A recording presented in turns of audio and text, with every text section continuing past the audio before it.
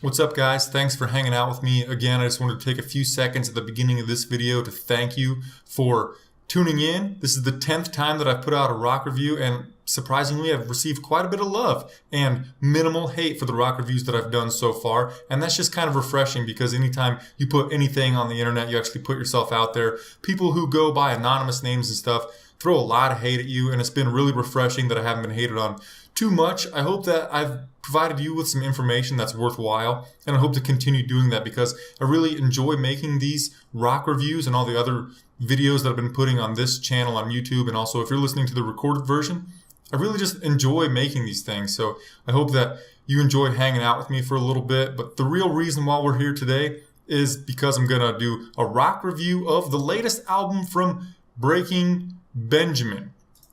I am dedicating this rock review to a man named Lance, who I interact with a lot on Twitter. He actually requested that I do this rock review of Breaking Benjamin's Dark Before Dawn, and also I'm dedicating this rock review to a guy who I graduated high school with, who I listened to Breaking Benjamin with a lot during high school and a couple of years after high school. He really loved Breaking Benjamin. His name was Logan Griss, and he passed away about a year ago. So this rock review is dedicated to him. This is the 5th studio album from Breaking Benjamin. It was released on June 23rd of 2015 under the categories hard rock, alternative metal, post-grunge, and the length of it is 42 minutes and 42 seconds. The label was Hollywood, produced by Benjamin Burnley, who is the only man left from Breaking Benjamin that had anything to do with their last album. But the other men who are responsible for creating this piece of musical art are Jason Roch, guitar, Keith Wallen, guitar and backing vocals, Aaron Broach, bass and backing vocals, and Sean Foist, drums and percussion. Some additional musicians were Rhiannon Burnley, backing vocals on Dawn, Dave Egger, cello on Ashes of Eden, and Katie Kresick, violin on Ashes of Eden. So as I usually do, I'm going to talk about each track individually, then I'm going to talk about the album as a whole, then I'm going to grade it from A to F and 1 to 100, then I'm going to tell you if I think that you should purchase this album or not, and rank it among the rest of Breaking Benjamin's discography. So without further ado, let's get right into this thing with track number 1, called Dark. It is 2 minutes and 10 seconds long, written by Jason Roch. It's an intro track, but it sounds like something where superheroes will either be whooping ass or possibly the ending credits to a superhero movie where they'd be riding off into the sunset after whooping some ass. It's a neat first track, and it's called Dark, as I mentioned, and it's neat because the first track is called Dark, the last track is called Dawn, and the album is called Dark Before Dawn, so it feels like the entire album is one event. It's a simple song, and behind the main sounds, there's a voice talking about the theory of fear. Let's move on to track number 2. It was the first single from the album. It's called Failure. Starts off with some chilled out dueling guitars.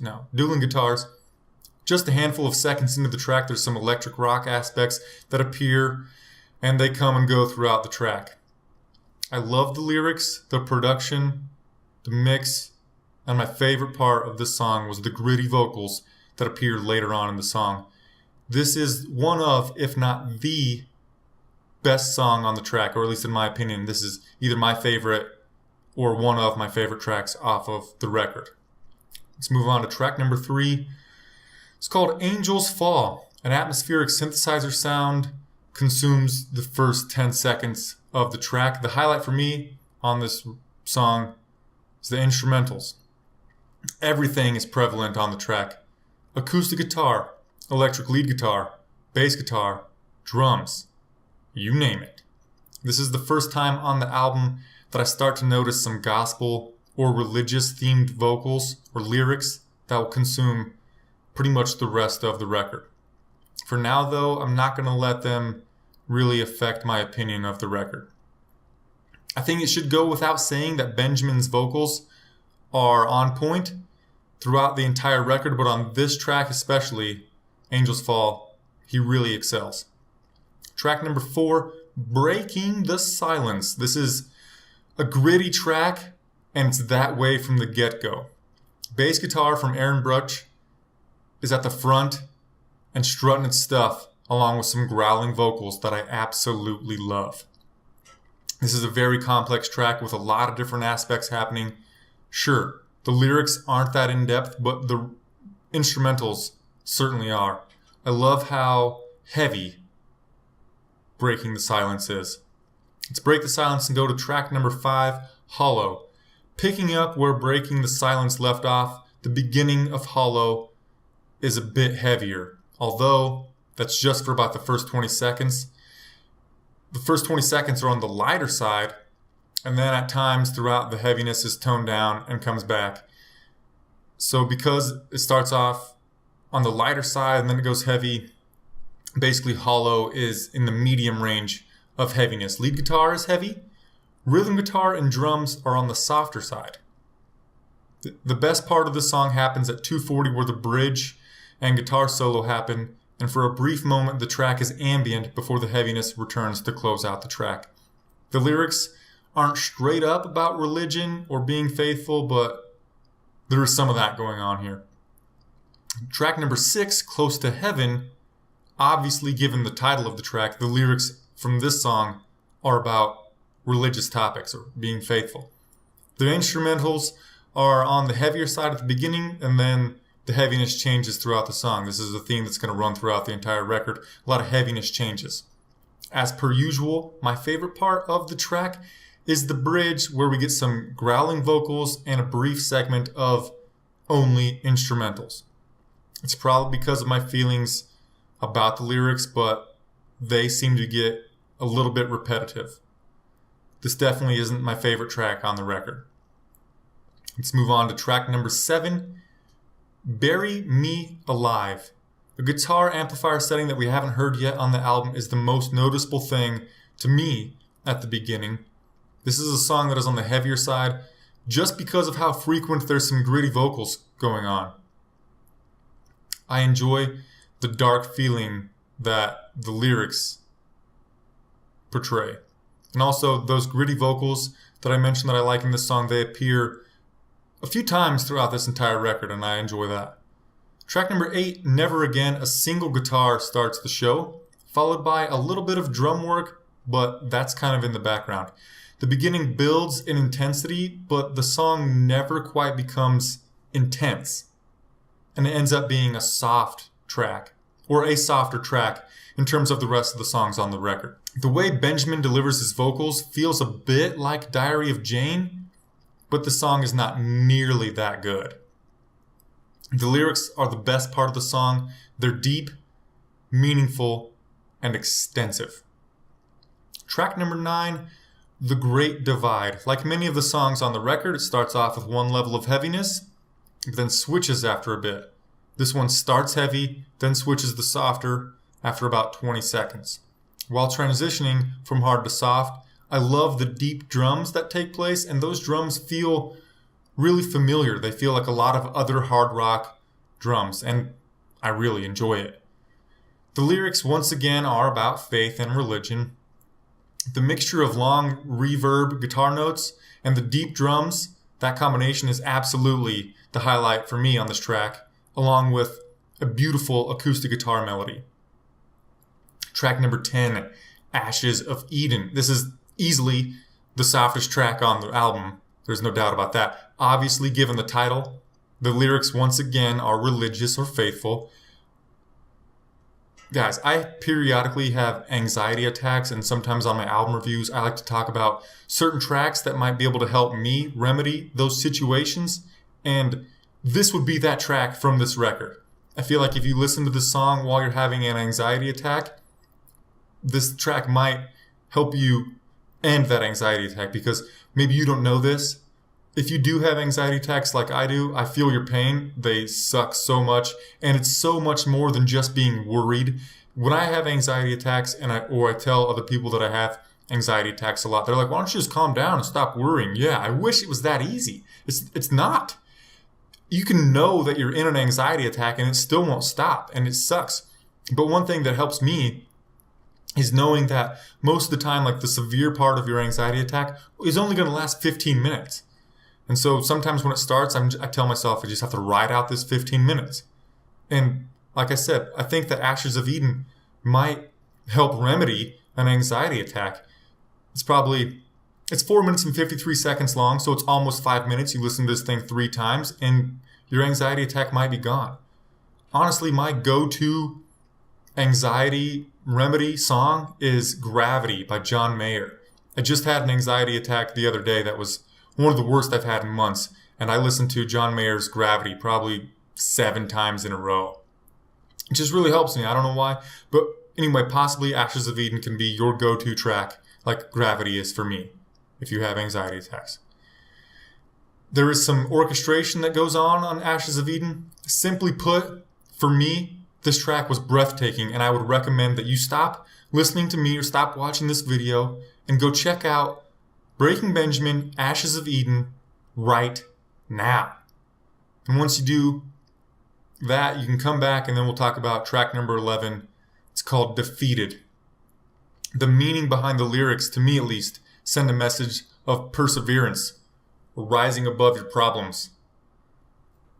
This is an idea that I try to implement in my life on a daily basis, such things as overcoming anxiety attacks, or not letting haters get to me, or not letting people bring me down, and trying to become a better person on a daily basis, day by day. They get better and better, till you can't be beat. And so I really love the message that the lyrics are sending on Defeated. If I judge how heavy this song is compared to the rest of the album, I would have to put it on the heavier side.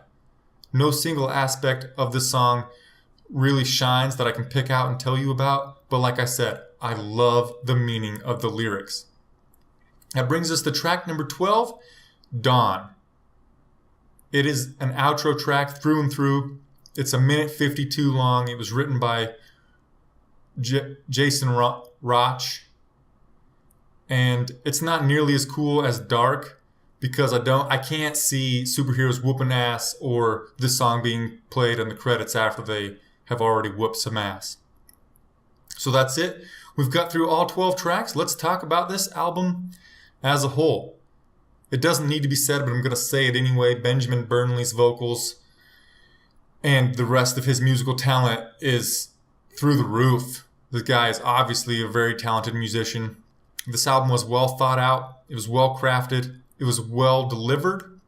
And so obviously there were some things that I really liked about this album. I really loved the mix, the depth of the lyrics, the cohesiveness of the instrumentals, and like I said, Benjamin Burnley's vocals. However, there are some things that I didn't like so much, such as how often the lyrics were about religion. I almost felt like from time to time I was listening to a Christian rock album, and I'm not a big fan of that. Also, I didn't like that there wasn't much guitar shredding going on.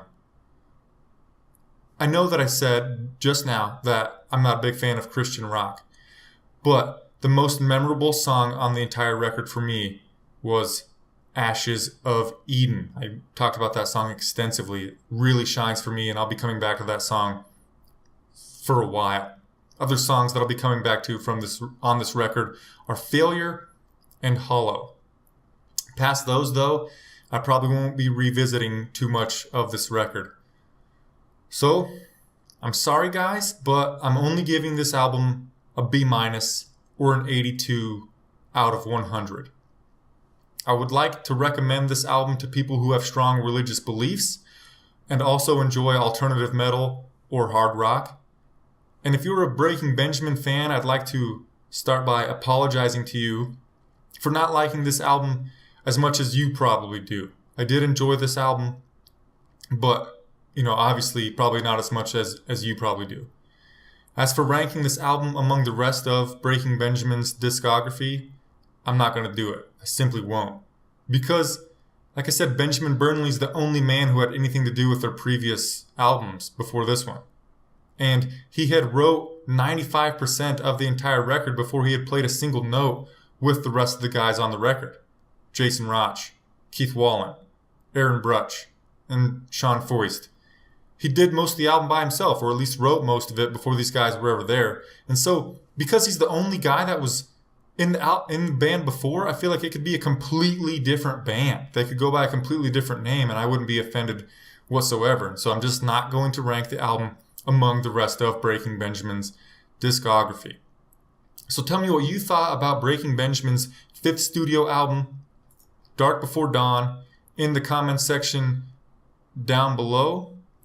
And also what you thought of my review in the comments section down below. If you liked anything that I said, or if you liked just hanging out with me for a while, please hit that subscribe button down below. And hit me with that thumbs up. You can follow me on Twitter at Flying Brian Show, or also at Flying Brian J. Thank you guys so much for hanging out with me for a little while today. Namaste.